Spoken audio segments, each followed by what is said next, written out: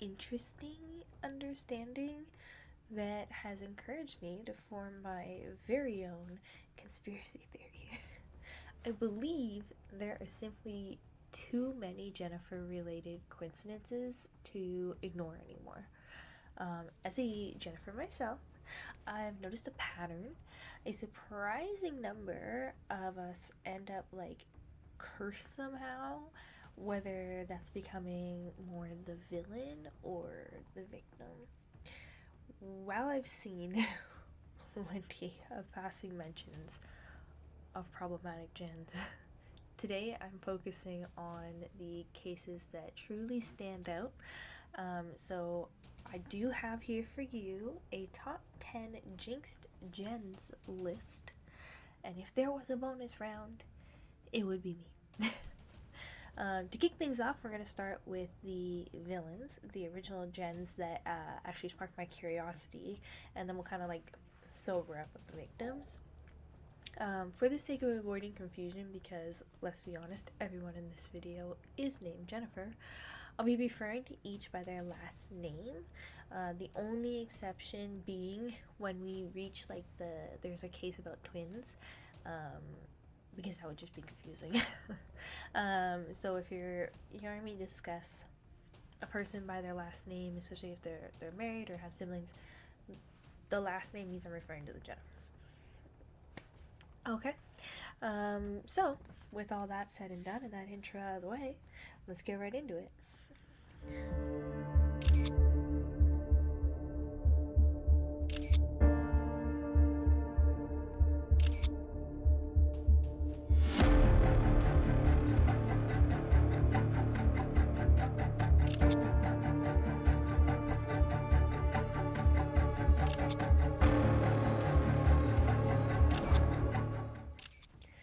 Jennifer Pan, the perfect daughter who built her life on lies.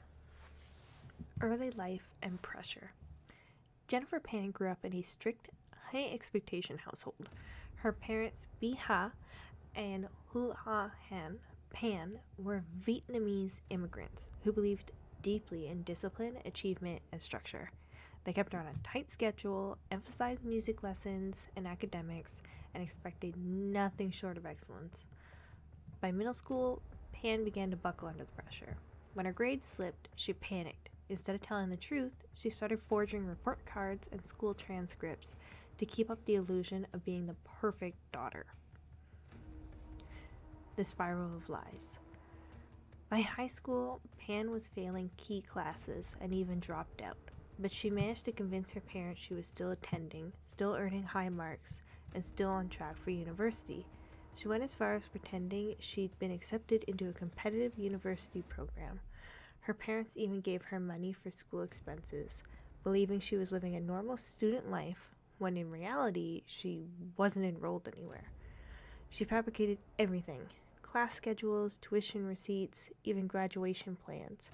Every lie required another lie to cover it. Her relationship and parental disapproval.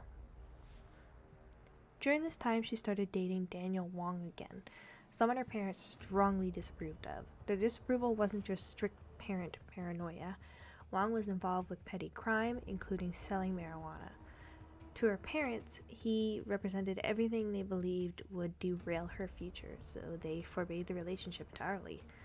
This only made Pan more secretive. She maintained the relationship behind their backs and hid it within the same web of lies that covered her non-existent schooling.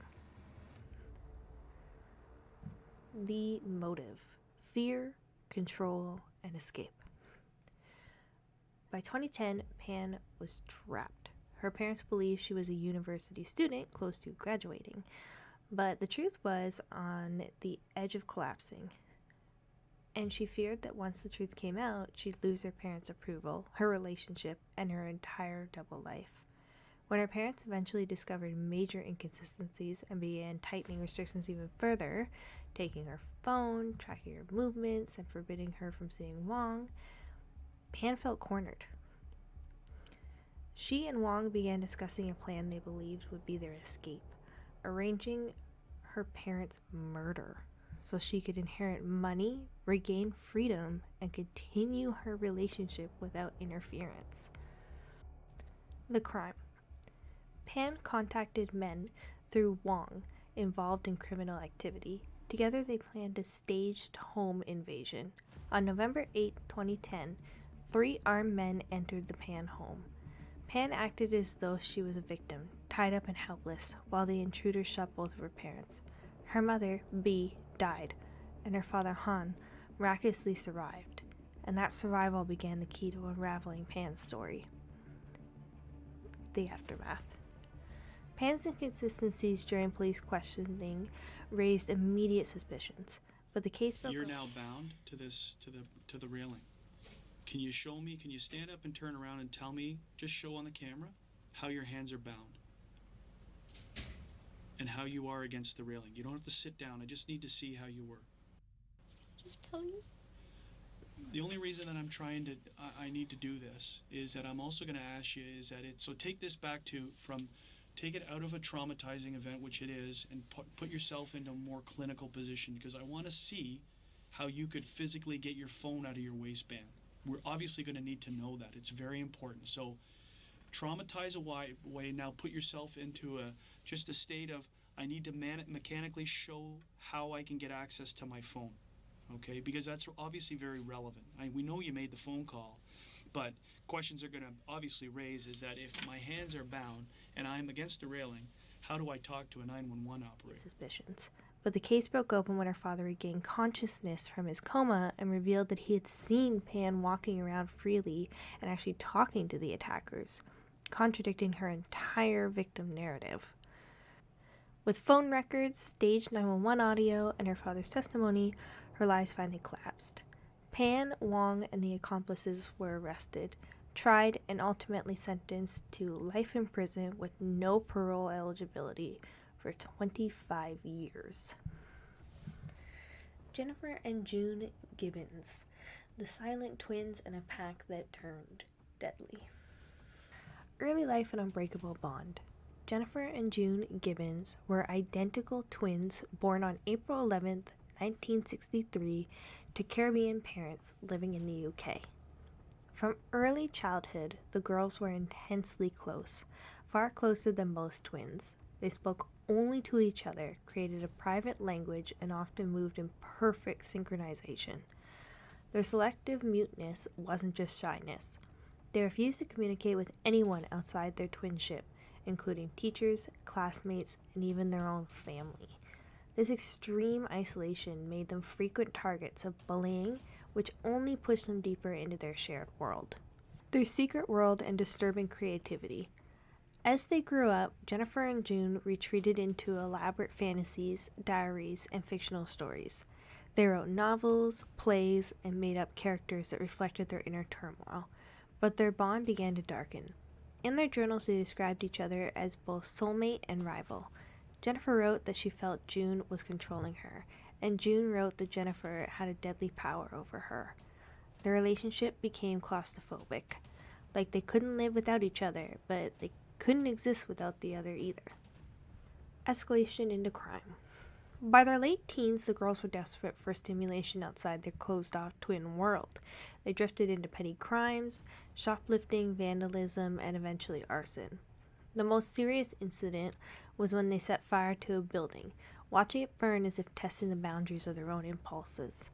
Their lack of communication and emotional response deeply concerned authorities. Rather than prison, they were sent to Broadmoor Psychiatric Hospital, one of the most secure mental institutions in the UK, typically for violent offenders.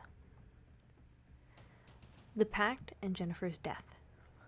Life in Broadmoor was harsh and isolating, which only intensified their strange dynamic. They had long believed that only one of them could truly live a normal life, and they began speaking about a dark agreement. According to June, they made a pact. One twin would have to die so the other could be free. In 1993, after more than a decade of confinement, the twins were finally transferred to a lower security hospital. On the journey there, Jennifer suddenly became unresponsive. She died at the age of 29 with acute myocarditis, a sudden inflammation of the heart. No drugs, no poison, no physical trauma, just sudden death.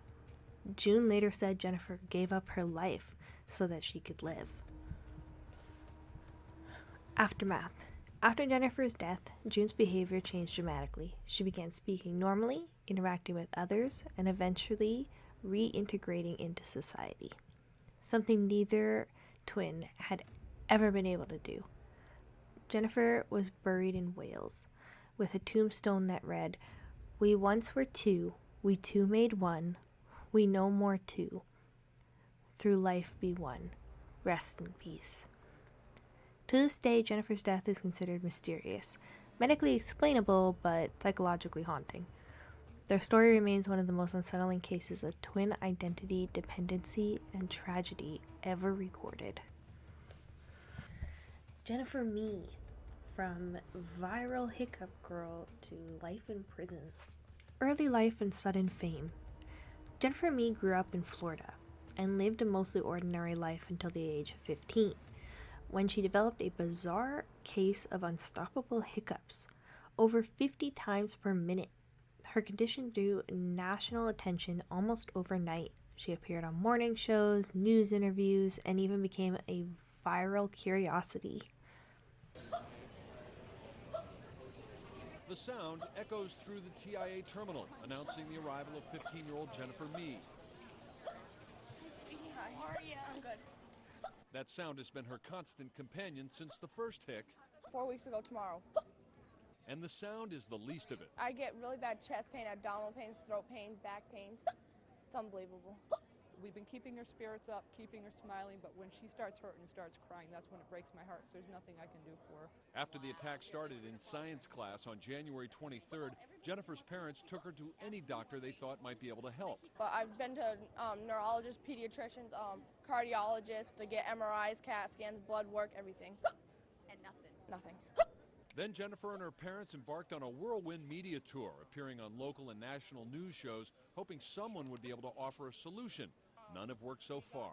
We've tried a tablespoon of peanut butter, tablespoons of sugar, mustard, what were some other ones? Gallons of water. Lots of water.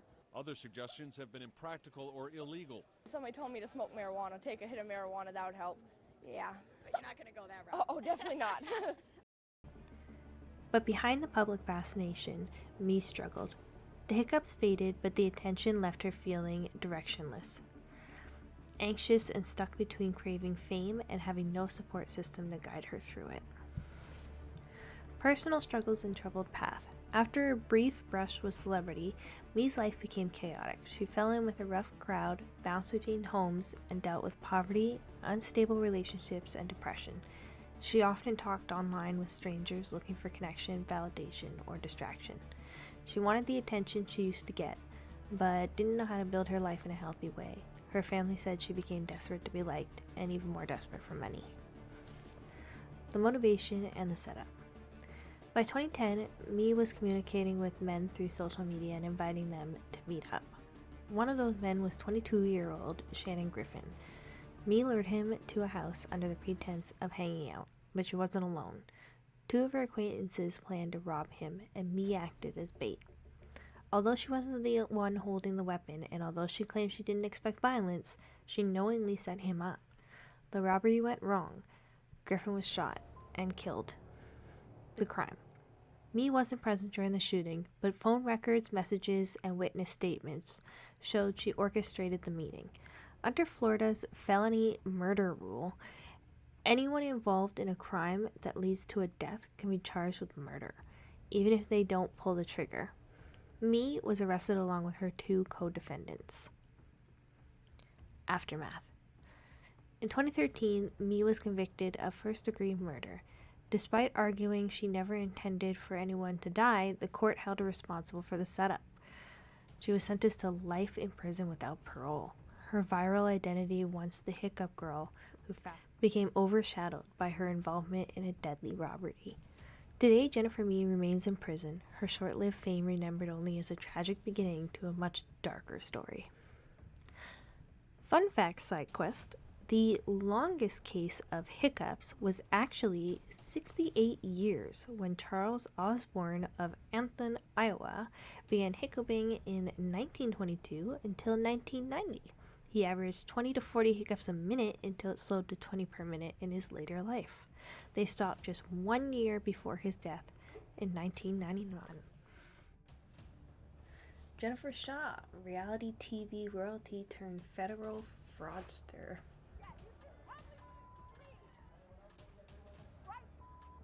Jen has a history of freaking the out. Disrespecting family? Are you kidding me right now? She's in my goddamn motherfucking house? That's why I go check on her, is out of pure fear.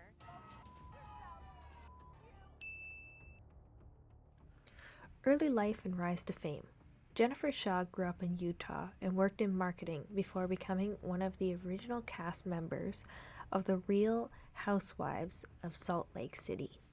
On the show, she presented herself as wealthy, powerful, and endlessly glamorous, complete with designer outfits, a huge entourage, and an over-the-top Shah Squad theatrics. Her lifestyle became one of the main talking points of the series, with many fans wondering how she afforded it. Shah claims she ran major marketing companies and online businesses, but behind the scenes, federal investigators were already watching her. People are wondering, like, how'd you get so rich? I mean, I run a lot of different companies and businesses. Hidden business and predatory scheme. While Shah flaunted luxury on TV, she was secretly running a long-term nationwide telemarketing scheme. Her operation targeted elderly and vulnerable people by promising business opportunities, online coaching, or financial success. Programs that either didn't exist or were intentionally worthless. Victims lost thousands, sometimes their entire savings. Shah's role wasn't minor. Prosecutors said she helped generate leads, train others in the scheme, and created shell companies to hide the money. Even as she filmed lavish scenes for reality TV, the fraud continued. Motive: money, status, and image. Shah's motive was a blend of greed, pressure to maintain her extravagant image, and a desire to be seen as successful and influential. Her life on Real Housewives amplified the problem. She needed constant cash flow to keep up the persona she built. Instead of scaling back, she doubled down on the fraudulent operation to finance her luxury lifestyle, notoriety, and on-camera personality. The crime and arrest. In 2021, during filming for season 2, Shah was dramatically arrested. The moment became infamous when she fled filming minutes before federal agents arrived, but was caught shortly after. She left here, she got in the car, took her bag, and she said that her husband had internal bleeding and she was headed straight to the hospital and she didn't want us to stay with her. Something's weird. She asked me to turn off her mic.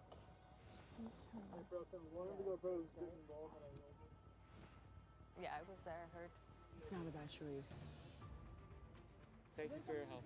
I'm literally going to... They're looking for Jen? Yeah. She was charged with conspiracy to commit wire fraud and conspiracy to commit money laundering. Initially, Shah insisted she was innocent. She fought the charges publicly and on TV, even accusing others of lying. But as evidence mounted, including recorded calls, bank records, and co-conspirator testimonies, the case against her became overwhelming. Show star Jen Shah and her partner Stuart Smith arrested. Federal authorities say the two carried out a wide-ranging telemarketing scheme that defrauded hundreds of victims, many of whom were over age 55. Special agent in charge Peter Fitzhugh tells us Shah and Smith flaunted their lavish lifestyle to the public as a symbol of their success. In reality, they allegedly built their opulent lifestyle at the expense of vulnerable, often elderly, working-class people. Aftermath. In 2022, Shah changed her plea to guilty. She admitted knowingly participating in the scheme and acknowledged that real people were harmed. She was sentenced to 6.5 years in federal prison, along with millions in restitution. After years of portraying herself as a wealthy businesswoman on reality TV, her empire completely collapsed. Jen Shah is currently serving her sentence. now known less for a dramatic TV presence and more for one of the biggest fraud scandals in reality television history. I noticed after reviewing my information and looking her up again, like 20 minutes ago from me looking her up, her sentence had changed. She has apparently now secured early release and is planned to be set free in December. She has already had her sentence reduced twice already for good behavior. Jennifer Peayeneers, the Stillwater Salon murder. Early life and background. Jennifer Peayeneers, born Jennifer Jo Wheeler, grew up in Stillwater, Oklahoma, as part of a prominent church-going family. Outwardly, her upbringing looked traditional and respectful, yet Peayeneers herself stood out from the environment around her. With dyed hair, a punk rock fashion sense, and a rebellious streak, she was often described as a wild child during her teenage years. Despite the attitude, she still cared deeply about her parents' approval, something that would later become a defining factor in her choices. A major part of her life was supporting her younger brother Nick Wheeler and his high school band, where he was a drummer. She acted as an informal manager, cheerleader, and organizer during their early years.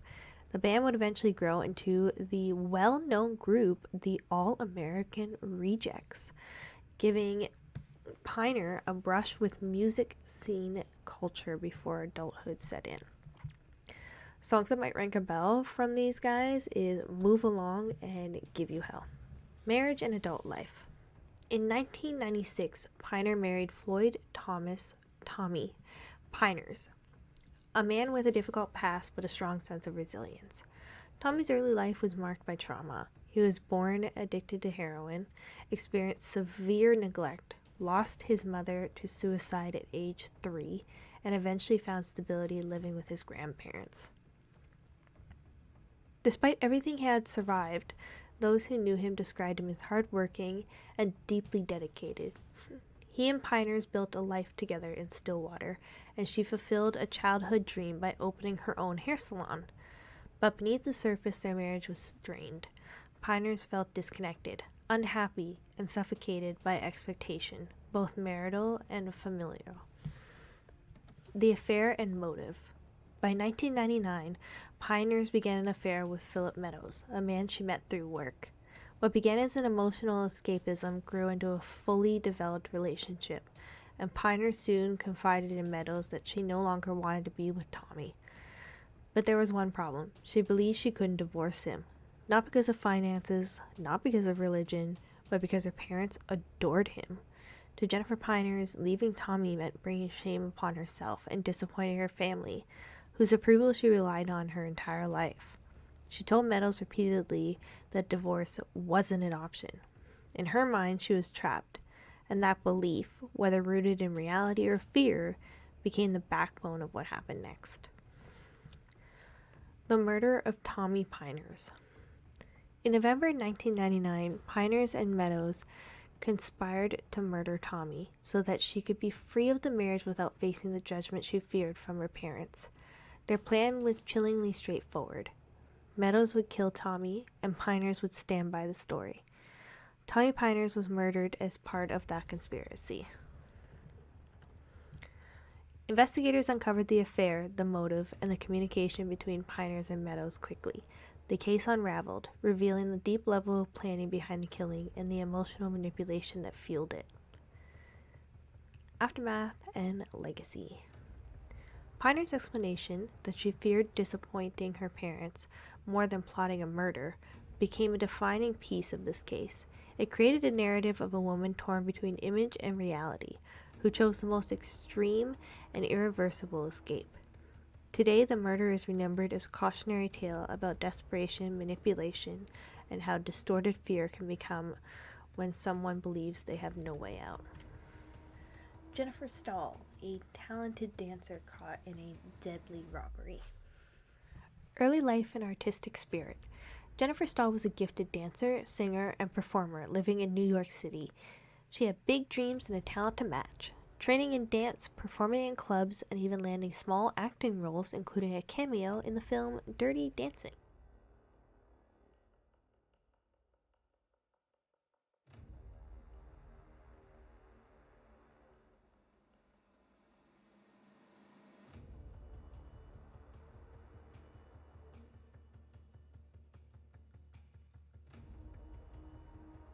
People who knew her described her as warm, free-spirited, and passionate about the arts.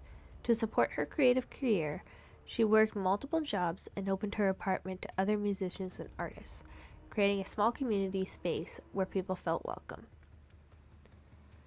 Life in Manhattan and a growing social scene. Stahl lived in a rent-controlled apartment on the Upper West Side, a cozy bohemian-style space that became a hangout spot for friends and fellow performers. Because she supplemented her income by occasionally selling small amounts of marijuana, word about her place naturally spread. She wasn't a criminal, just someone trying to make ends meet in the expensive world of New York arts. Sadly, the reputation attracted people outside her circle as well, people who saw her home as a target, not a refuge. The motive and the setup. On May 10, 2001, 3 men came to Stahl's apartment under the pretense of buying marijuana. But robbery, not friendship or business, was their real goal. Stahl had no idea the men were armed or dangerous. She let them in, as she had done many times before for acquaintances and neighbors in the art scene. Once inside, the men attempted to rob Stahl and several others who happened to be there that afternoon. The crime. The robbery quickly turned violent. The intruders restrained Stahl and the guests in her apartment. What began as a targeted theft spiraled into massacre. The men opened fire, killing Jennifer Stahl and her friends Stephen King and Charles Trey Helliwell, who were also inside the apartment. One person, Anthony Vader, Stahl's hairdresser, survived by pretending to be dead and later gave crucial testimony. It was a shocking and brutal attack, not motivated by personal hate, but by greed and the criminals' willingness to kill witnesses to cover their tracks. Aftermath. Vader, the surviving witness, helped police identify the assailants, leading to their arrests. 2 of the men were convicted of murder and sentenced to long prison terms. Another accepted a plea deal. Stahl's death devastated New York's art community. Many who knew her said the tragedy showed how vulnerable creative workers can be. People trying to survive in the city, trusting others, and living with open doors. Jennifer Stahl is remembered not for the crime that ended her life, but for her talent, kindness, and the artistic light she brought to the people around her. Jennifer Hudson, a rising star almost shattered by unthinkable loss. Early life and meteoric rise. Jennifer Hudson grew up in Chicago with a deep love for music and an extraordinarily powerful voice. Even before fame, she became known as warm, grounded, and deeply connected to her family. Her breakout came in 2004 on American Idol, where audiences immediately recognized her talent. Someone who was much more upfront, Jennifer Hudson. Jennifer Hudson from Chicago, Illinois. Yes, sir. Says that you just finished work on a Disney cruise ship? Yes. Yes. We're going to expect something better than a cruise ship performance, right? Today? Yeah, definitely that. You're here because you think you're the next American Idol. Yes, I do. You think you're the best that we can find in America. Yes. All right, what you going to sing? Share Your Love With Me by Aretha Franklin. Good. Okay, go for it. All right. It's an evil wind that blows no good, yeah, yeah. It's a sad heart that won't love like I know it should. She didn't win, but her career skyrocketed anyway, earning an Oscar for Dreamgirls, launching a successful music path, and becoming one of the most beloved voices of her generation. And the Oscar goes to Jennifer Hudson. Jennifer Hudson's road to the Oscar began at a small church in Chicago where she sang soul-stirring solos in the gospel choir.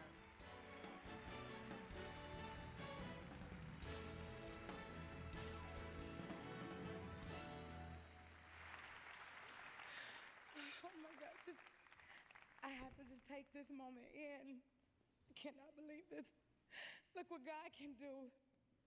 If my grandmother, woo, I didn't think I was gonna win, but wow, my grandmother was here to see me now. She was my biggest inspiration for everything because she was a singer and she had the passion for it, but she never had the chance. And that was the thing that pushed me forward to continue. But I'm so grateful to have my mother here celebrating with me, my boyfriend, my sisters, and my brothers back home, and then I got 2 of them here. Thank you all for being here and supporting me. Through all her success, Hudson remained close to her mother, brother, and young nephew. Family was a core of her life. A quiet family struggle. While Hudson's life was blooming, her sister Julia was dealing with a turbulent and toxic relationship with her estranged husband, William Balfour. Balfour had a history of violence, jealousy, and controlling behavior. Even after the relationship ended, he continued to obsess over Julia, showing anger toward anything that signaled she was moving on. Hudson, living in Los Angeles for her career, had distanced herself from the tension, but knew her sister's relationship had been unstable for years. The crime. On October 24, 2008, tragedy struck. Balfour went to the Hudson's family home in Chicago, while the rest of the world believed Hudson's life was nothing but glamour and success. Inside the home, he shot and killed Hudson's mother, Darnell Donnerson, and her brother, Jason Hudson. He then abducted 7-year-old Julianne King, Hudson's nephew. The child was later found in Jason's abandoned SUV, also murdered. The attack was driven by rage, jealousy, and the need to punish Julia for ending their relationship, with the Hudson's family heartbreakingly caught in the crossfire. The man accused of murdering 3 family members of singer Jennifer Hudson. William Balfour is charged with the murder of Hudson's mother, brother, and 7-year-old nephew. She's expected to be in court every day, and she's also on the 300-name list of witnesses who will testify for the opening statements, which begin on April 23rd.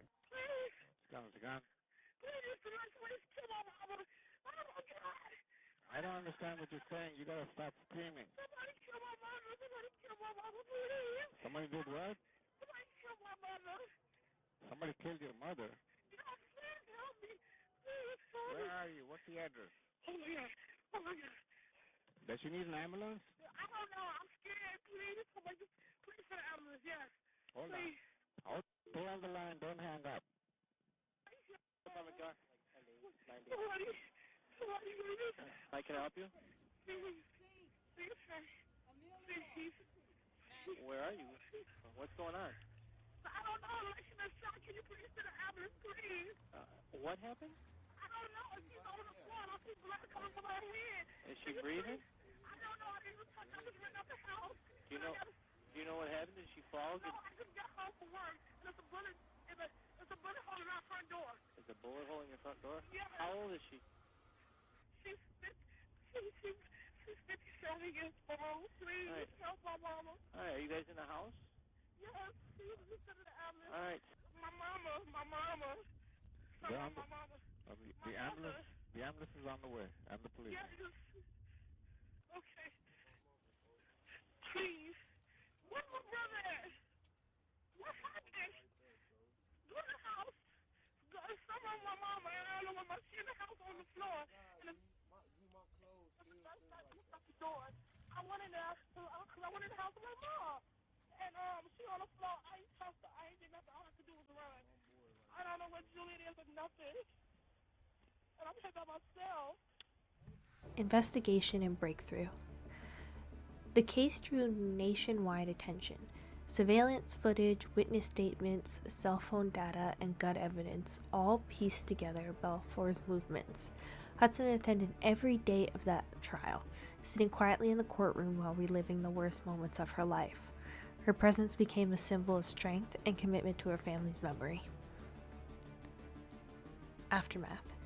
In 2012, William Balfour was convicted of all 3 murders and sentenced to 3 life sentences without parole. Hudson channeled her grief into advocacy, creating the Julian D. King Gift Foundation in honor of her nephew, providing support to children in need.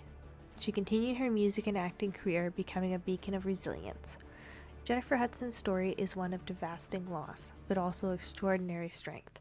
Despite unimaginable tragedy, she rebuilt her life, honoring her family through compassion, faith, and service.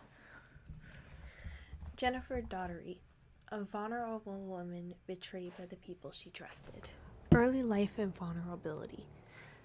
Jennifer Daugherty was a 30-year-old woman from Pennsylvania with development disabilities. She was sweet, trusting, and deeply optimistic, the kind of person who saw the good in everyone. She lived semi-independent but relied on others to help her navigate daily life. Daugherty's nature made her easy to befriend and sadly easy to manipulate. She dreamed of having friends, fitting in, and being accepted, something she struggled with for much of her life. Falling into the wrong crowd. In early 2010, Daugherty met a group of people who pretended to welcome her. She believed she had finally found friends, even a sense of belonging. But these individuals, 6 in total, viewed her differently. They saw her vulnerability and decided to exploit it. Instead of support, they subjected her to emotional manipulation, bullying, and isolation. Daugherty, wanting desperately to be liked, didn't realize the danger she was in. The motive and group dynamic. The group's ringleader, Angela Marinucci, was controlling, jealous because she believed her boyfriend Rick Smearns was paying Daugherty more attention, and grew fixated on Daugherty. Fueled by groupthink, jealousy, and cruelty, the rest followed. The friend group created a toxic, violent environment where Daugherty became their target. What began as an emotional abuse quickly escalated into torture. The crime. In February 2010, Daugherty was lured to an apartment in Greensburg, Pennsylvania. Over the next 2 days, the group tortured her physically, psychologically, and humiliatingly in ways that stunned the entire country once revealed. Eventually, they forced Daugherty to write a fake suicide note, stabbed her to death, and placed her body in a trash bin. She never saw the betrayal coming. To the end, she believed they cared about her. Breaking news. A body found stuffed in a garbage can in a local middle school parking lot. Now, police here in Greensburg have not released a cause of death, but they tell us the manner of death is no doubt homicide. My initial thought upon arriving at the Greensburg Middle School was because it was snowing and there was a heavy amount of snow, I decided that we were going to transport the entire trash can with the body in it to autopsy because we didn't want to risk losing any evidence. At that point, we had no idea, male, female, adult, child.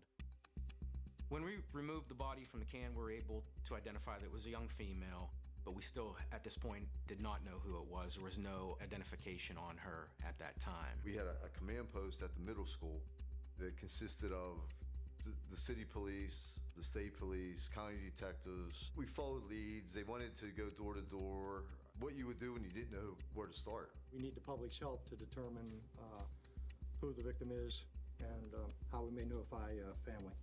We have received some calls regarding what neighbors or passerby believe was suspicious activity. So we're following down those leads.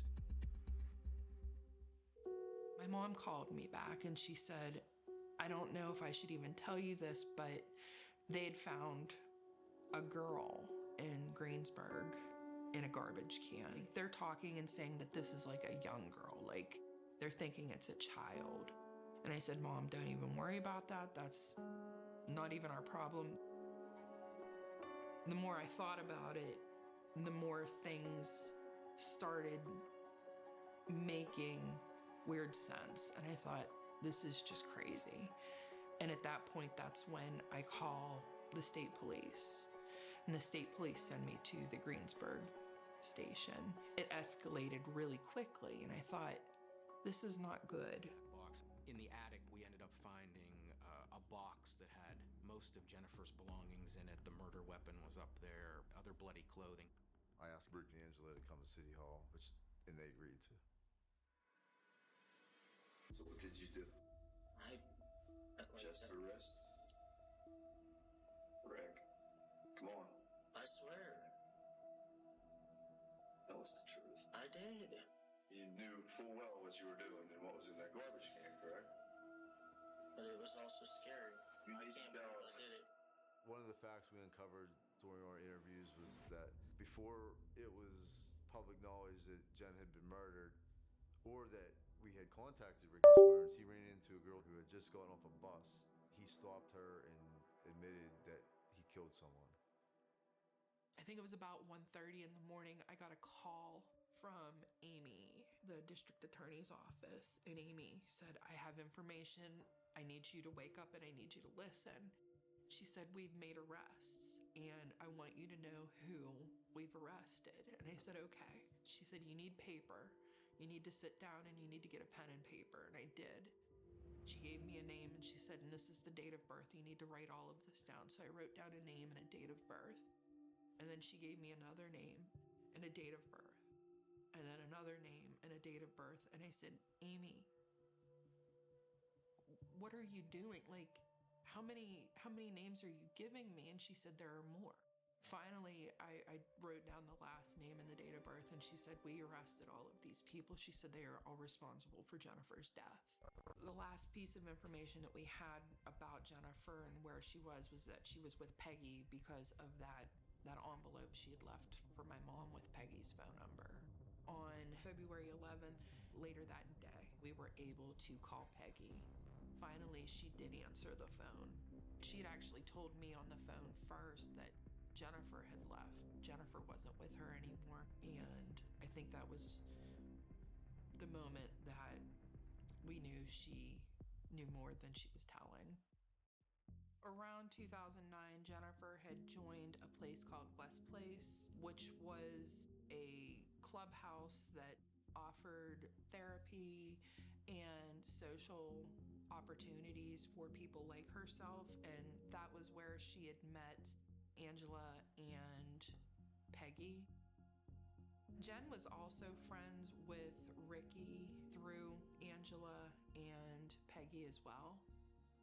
There was a relationship between Jen and Ricky, but there's also relationships between Ricky and Angela, but Jennifer was definitely talking with him and had some sort of relationship with him. Aftermath. All 6 individuals involved were arrested and convicted with sentences ranging from decades to life. Daugherty's horrific death sparked outrage, particularly because neighbors and bystanders saw disturbing behavior at the apartment but never stopped it. In response, Pennsylvania lawmakers proposed Jennifer's Law, aimed at making it a crime to knowingly fail to report violent felonies or abuse, especially when vulnerable individuals are involved. Though versions of the bill have been introduced multiple times, Daugherty's case continues to push discussion about community responsibility and protecting at-risk adults. Jennifer Daugherty is remembered not just for the tragedy of her death, but for the call to action her story created, highlighting how vital it is to speak up when someone is in danger. Jennifer Magnano, a mother trapped by abuse who tried to escape, but the system failed her. Early life and family life. Jennifer Magnano was a warm, nurturing mother living in Connecticut with her husband, Scott Magnano, and their children. Friends described her as gentle, patient, and devoted to her family. But behind closed doors, Magnano lived in an environment of fear. Scott controlled nearly every aspect of her life, her movements, her decisions, her finances, and even her access to friends and family. Magnano wasn't allowed to leave the house without permission and often walked on eggshells to avoid triggering his rage. Escalating abuse and coercive control. Scott's behavior wasn't just angry or strict. It was coercive control, a pattern of psychological abuse designed to trap a victim. He monitored Magnano constantly, belittled her, made threats, and used their children to manipulate her. She tried for years to keep the peace, hoping things would improve, but the control only tightened. Magnano eventually took the brave step of leaving with her children, hoping to break free from the cycle of abuse. She sought help from the courts and attempted to stay hidden. The motive: ownership, anger, and losing control. When Magnano left, Scott spiraled. Abusers often see separation as the ultimate threat, and Scott viewed Magnano's attempt to escape as a challenge to his authority. He was determined to regain control, no matter the cost. As custody issues escalated in courts, Scott's anger intensified. He became fixated on forcing Magnano to obey him, an obsession driven by domination, not love. The crime. On August 23, 2007, Magnano returned to her marital home where they also kept an apartment for Scott's mother, Mary Lou, in the basement. Noticing the blinds shut and lights off, Magnano feared Scott might be inside waiting to kill her. She asked police to check the residence, but they came across Mary, who claimed she closed the blinds and refused them access to her basement apartment. In the late evening, Scott emerged, yelling with a gun from inside the house. He confronted Magnano boldly in front of witnesses. He dragged Magnano outside and shot her several times, ending her life. Later, he ended his own with another shot in Magnano's van. Don't touch it. Okay, you're supposed to be all excited and running. Seeing my dad seemingly appear out of nowhere. He had a gun. I thought it was fake and I thought he was just using it to scare her. He grabbed Mom by the hair and I started running down the stairs when I heard the shot. Everything after that went black.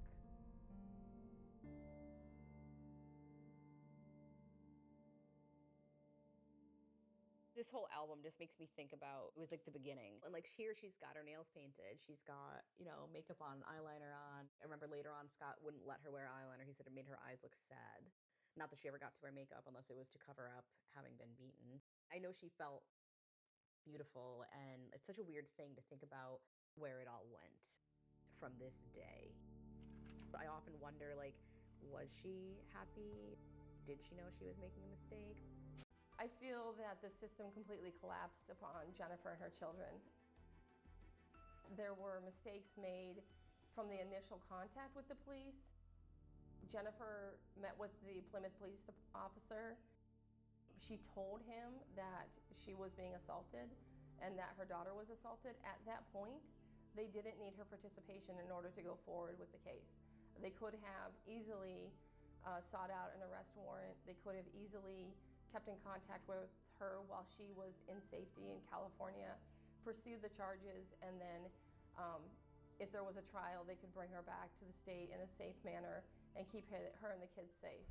The crime shocked the community, not only because of its brutality, but because Magnano had reached out for help multiple times, only to be underserved by a system that failed to recognize the danger of non-physical abuse. Aftermath. Magnano's death devastated her loved ones and sparked outrage throughout Connecticut. Her case exposed serious gaps in domestic violence laws, especially regarding coercive control. The emotional and psychological abuse that often precedes physical violence. Her story, along with later disappearance of Jennifer Dulos, became the driving force behind Connecticut's Jennifer's Law. Connection to Jennifer's Law, Connecticut. Jennifer's Law, passed in 2021, was named for both Jennifer Magnano and Jennifer Dulos. It expanded the legal definition of domestic violence to include coercive control, allowing victims to obtain protective orders based on isolation, threats, manipulation, financial control, intimidation, psychological dominance, patterns of fear. These protections might have saved Jennifer Magnano, and they now exist to protect others before abuse escalates to tragedy. Jennifer Magnano's legacy is one of heartbreaking loss, but also one of change. Her story helped redefine how Connecticut understands and responds to domestic violence. Jennifer Dulos, a mother who tried to escape abuse and then vanished. Early life and family life. Jennifer Farber Dulos was a writer, mother of 5, and part of a well-known Connecticut family. She was described as intelligent, artistic, gentle, and deeply devoted to her children. Though her life seemed comfortable from the outside, Dulos had been quietly coping with a deteriorating marriage to her husband, Fotis Dulos, a relationship marked by fear, control, and escalating emotional abuse. A marriage unraveling and signs of coercive control. Dulos documented years of disturbing behavior by Fotis. In court filings, she wrote about threats, intimidation, psychological manipulation, extreme controlling behaviors, and fear for the safety of herself and her children. Fotis insisted on dominating major decisions, isolating her from people she trusted, and creating an environment where Dulos felt constantly watched and monitored. By 2017, Terrified and determined to protect her children, Doulos left him, triggering a bitter custody battle and exposing the depth of their toxic dynamic. Escalation and the motive. Fotis' anger intensified after Doulos left. He faced financial collapse, mounting legal issues, and restrictions on seeing the children. Investigators believe Fotis became convinced Doulos was ruining his life, and then eliminating her was the only way to regain control. The custody battle, combined with Fotis' need for dominance, revenge, and his fear of losing access to his children, created a volatile situation.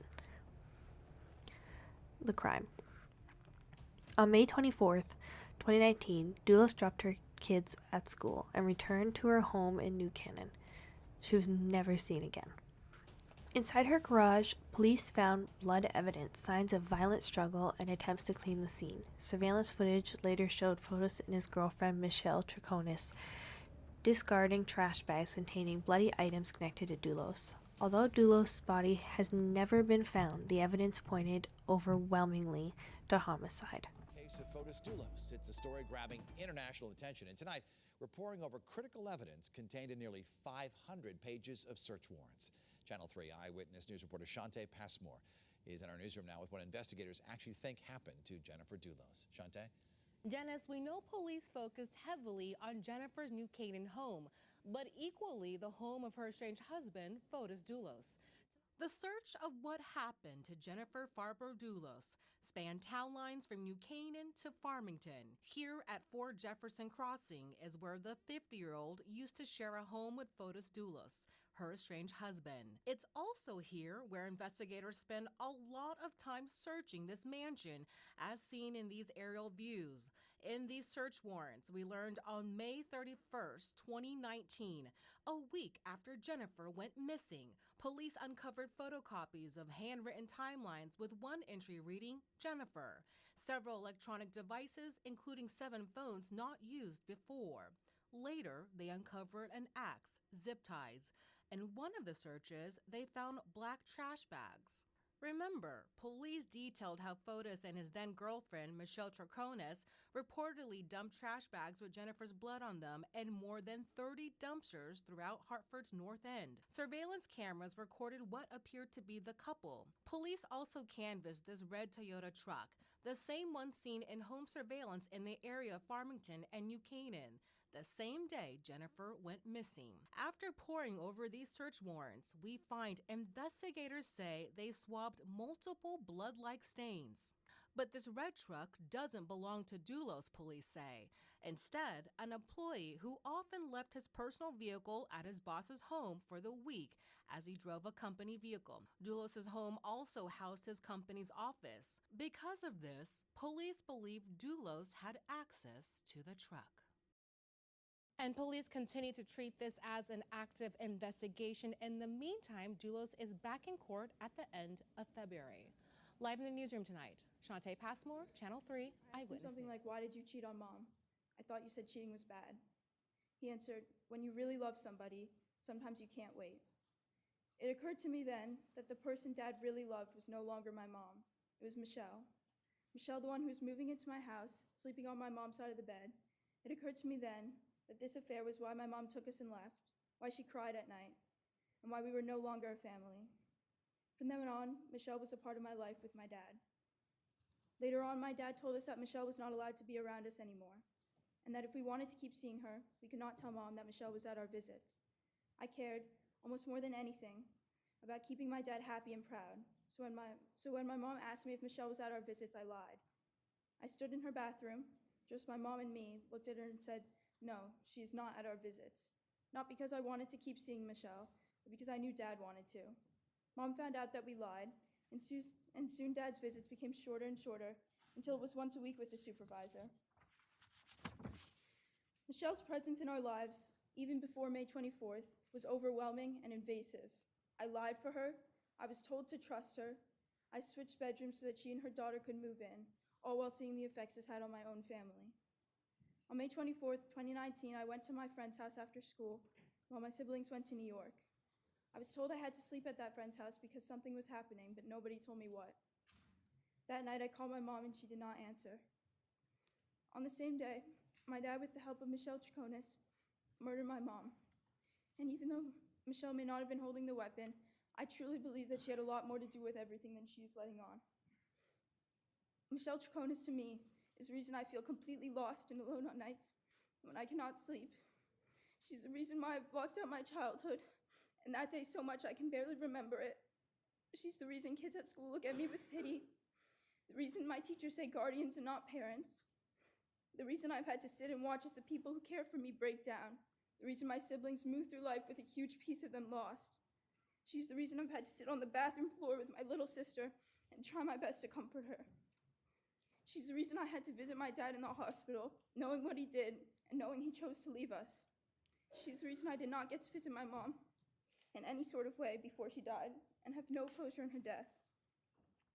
She's the reason I no longer feel I have a real beginning, a home to always come back to, parents I will always belong to. She's the reason words mom and dad spark nothing but a hazy memory. The reason those words will never again represent the person who holds me in their arms as I cry about some unimportant temporary problem. The person I can casually go to lunch with and talk about all the gossip and trauma with. The person who comes to my sports games and cheers me on. The person who picks me up from school. Mom and dad are words that only bring trauma and grief. I will never again share those simple moments that mean everything. Now, the only time I can feel my mom's presence is through memories. I listen to my grandma tell me about my mom when she was my age. Her friends share stories of her life. All of this is bittersweet. I hold on to these moments of her life knowing it should be her telling me these stories. I read her own writings where she talks about motherhood and of the future she never got to experience. Our teenage moments that she predicts she never got to live through. And now I'm coming to a point in my life when I'm starting to understand the full person she was. I only knew her as my mom.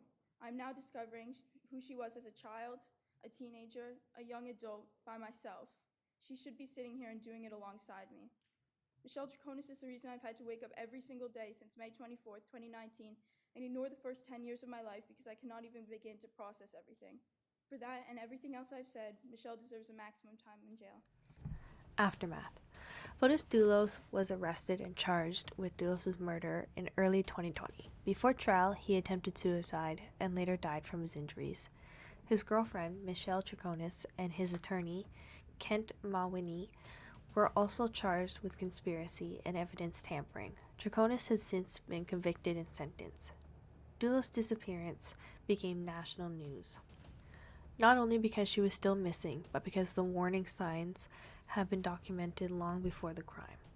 Connection to Jennifer's Law, Connecticut. Jennifer's case, along with the earlier case of Jennifer Magnano, revealed the deadly consequences of coercive control, not physical abuse, such as, again, intimidation, threats, manipulation, isolation, financial control, and psychological dominance. Connecticut lawmakers responded by passing Jennifer's Law in 2021, named for both Jennifer Dulos and Jennifer Magnano.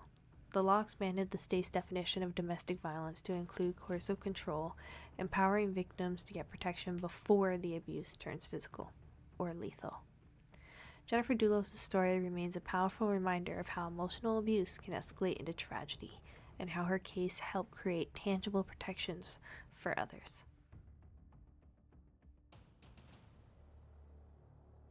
Eventually, I think she knew that she was signing her own death warrant at that point because he threatened it all the time and he made good on all of his other threats. She always said that she didn't want to be just another statistic. I'm very fortunate that we're still talking about her and still advocating for her.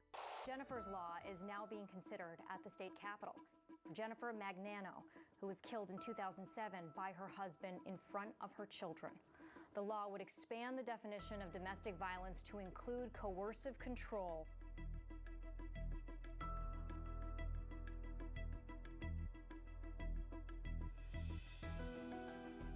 Coercive control is a behavioural regime, a strategic pattern of behaviour that is used to control, to entrap, to dominate, to subjugate, primarily women.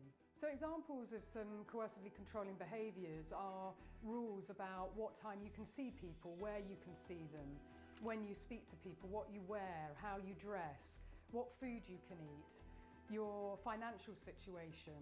And coercive control really does correlate significantly with femicide and familicide, women being killed and children. So we have to change that. We can't have professionals in the system actually putting victims more at risk, which is exactly what happened with Jennifer Magnano and her children.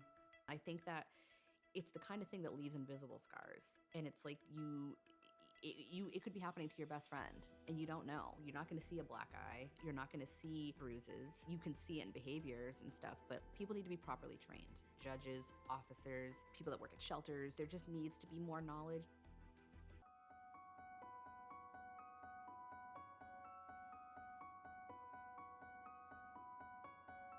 I just would like to see more done before it gets to needing laws. Like, I'd love to see things in high schools and middle schools teaching young adults how to have healthy relationships, what a healthy relationship is, what red flags are, and then also informing them of, you know, laws like this so that they know, because what is a law if no one knows about it and it's not being used? Coercive control hurts more and lasts longer than physical abuse. We're also getting a first look at legislation tonight being drafted in the name of a Westmoreland County murder victim. Jennifer Doherty was tortured and murdered earlier this year. Her body found near Greensburg-Salem Middle School. 6 suspects now face charges related to her death. Doherty's mother and stepfather sent us a copy of the new legislation, which states it's the duty of the witness of a violent offense to notify law enforcement as soon as reasonably possible. The penalty would be a third-degree misdemeanor. Former Pittsburgh. Jennifer's Law, how 3 tragic cases shaped 2 different laws, the Jens who changed justice. Well, each Jennifer story is unique. The final 3 Jens in this series share something powerful in their own right. Their cases exposed failures in the system and forced lawmakers to act on that. But the laws that came from their tragedies are not all the same. And I was going to show a little bit of another summary of how their legacies kind of connect and differ. Jennifer Doherty, Pennsylvania's push for a reporting law. Key issues: bystanders saw red flags, but no one reported the danger. Jennifer's murder exposed how vulnerable adults can be targeted and how silence can enable violence. Resulting legislation: after her death, Pennsylvania lawmakers proposed Jennifer's Law, which aimed to make it a crime to knowingly fail to report violent crimes or abuse, especially against disabled or at-risk adults. And the purpose was to encourage reporting, prevent group-based abuse, and ensure no one is left suffering behind closed doors while others quietly look away. Or Jennifer Dulos, Connecticut's battle against coercive control. Key issues with this one: there were years of documented psychological abuse that never counted as violence until it was too late. With Dulos' disappearance proved how emotional abuse can escalate into homicide, while the system offers little protection, or especially in this case. Part of Jennifer's Law, Connecticut, named after both Jennifer Dulos and Jennifer Magnano. And then the purpose was to redefine domestic violence to include coercive control. So that's threats, intimidation, manipulation, isolation, financial control, allowing victims to seek protection before the physical harm begins. Because I feel like that's a big kind of like hole in the system, is that a lot of the time they have certain measures, but unless they actually like attack you, they can't do anything until it's kind of too late. And then again, coming back to Jennifer Magnano, the case that first exposed this gap. Key issues again: extensive coercive control and psychological terror, ignored by the courts because it didn't leave bruises. Jennifer Magnano tried to escape, the court sent her back, and days later she was murdered. Part of Jennifer's Law Connecticut, again, her case was the fundamental example for cohesive control, leading to lethal violence. So the purpose, again, to prevent the state of forcing victims back into abusive homes and giving legal recognition to non-physical abuse as real, dangerous, and potentially deadly, as was proven in these cases. What the Jennifer's Law teaches us across these three cases, two major themes have emerged, obviously, that abuse isn't always physical and it doesn't start with violence. Both Jennifer Dulos and Jennifer Magnano suffered cohesive control, a type of abuse often invisible to the law, but devastating in reality. Their deaths led to a groundbreaking expansion in Connecticut's domestic violence protections. 2. Silence can be deadly. Jennifer Daugherty's case revealed how bystanders, neighbors, and even occasional observers may notice something is wrong but fail to act. Her case inspired calls for stronger reporting laws in Pennsylvania. 3. Each Jennifer's tragedy filled a gap in the system. Jennifer Daugherty pushed for laws about reporting abuse. Jennifer Magnano exposed the court's inability to protect victims of coercive control. And Jennifer Dulos showed how even documenting warnings can be ignored without proper legal definitions. Together, they represented 3 different failures and 3 attempts at reform. So in the end, we end up with 3 gens, 3 tragedies, and 3 lessons the system needed to learn. Their stories remind us that abuse takes any form. Silence has consequences, and the law must evolve to protect those who can't protect themselves.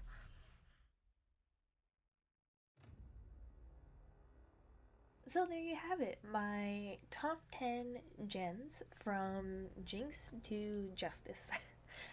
Officially proving my long-held conspiracy theory. Honestly, when I first started digging into this, I feel like even Google was like kind of quietly agreeing with me. But in all seriousness, some names just happen to be more common than others, and that means they're going to show up a lot in memorable cases. The name Jennifer actually peaked in popularity in the US from 1970 to 1984, and it like stayed in the top 10 from like 1966 all the way to 1991. And it didn't fall out of like the top 100 until 2009. That's probably why like so many of us grew up knowing, you know, moms, aunts, cousins, coworkers named Jennifer, but rarely actually had them in our own classrooms growing up.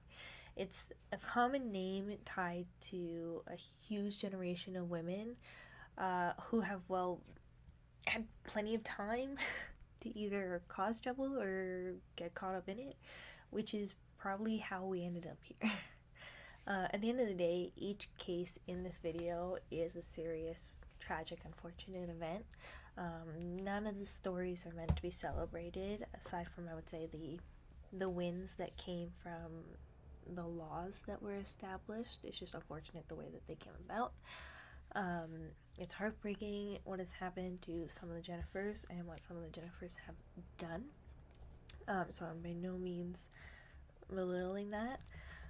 There's enough aggression and violence in this world already. This is just a look into kind of a strange little corner of it. So I hope you enjoyed the journey and maybe learned something new along the way anyway. As a true crime girly myself, I know how enticing it can be to listen to someone dive into these stories and kind of like summarize them down. And I hope I was able to give you the same sort of vibe here today. If you have any of your own stories of a wildcard Jennifer, I'd love to hear about it in the comments. Whether it's a case I missed or a Jen you personally know, and if you yourself are a Jen or you just know a Jen, then feel free to share your stories. I know there are plenty of jinx gens out there that like didn't make the list. I mean, Lord knows, just binging police body cam alone, there's plenty of people losing their crap who are named Jen. which was part of actually what helped me think of this series, actually. But either way, thank you so much for indulging my latest conspiracy theory and for sticking it out around till the end if you have. This was kind of like my first attempt at branching into new types of videos, and just kind of like trying new things, like not just this, but I'm gonna try other types of videos, and I wanted to break into doing some videos like this, so hopefully it turns out okay and it isn't as jinxed as well, us Jens apparently seem to be.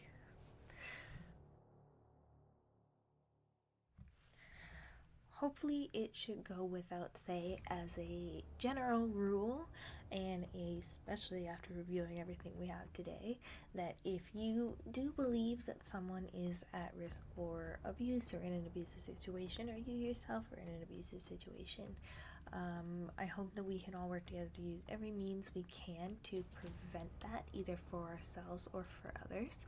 There are plenty of support groups and ways out that hopefully our system is kind of worked on trying to give women a better chance at.